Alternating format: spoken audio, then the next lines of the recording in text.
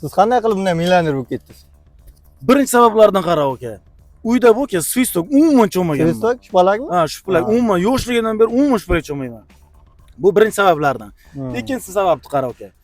Ikkinchi sabab bu-ki, 7-8 yoshlarimda bu-ki, boshga bir talpoq tushib ketgan. Yo'q, tasavvur qilyapman. O'sha katta sabablardan biri menimcha. U sababni qara, kallangni o'zgartiraveryapti. Mazam qo'shiradi. Ha, endi uchinchi sababni qara aka. Uyga bunday cho'y qo'yasan piyolaga. O'sha bunday ko'pikchilar paydo bo'ladi. Mana shu ko'pikchilarni bitta hammasini kistaga so'ygan. Bitta qo'ygandir-a ko'piklar. Yo'qda, shu qolmaganda, shu uchun men millioner ketdim-da. Keyin va eng oxirgi sabablardan biri, yo'lda ketayotgan payting shuni mushuk yugurib ketadi-ku. Ha, shu yo'ldan hech qachon o'tmagan. Bor sabab shu. Yo'q, men o'ylagandim ertalabdan kechgacha uxlamay chiqib, o'qib chiqib, har xil bizneslar qilib, millioner bo'ladi deb o'ylagandim. Yo'q aka, men aytgan narsalarimni qilsang aniq millioner bo'lasan. Talagan-ku bo'lmasa.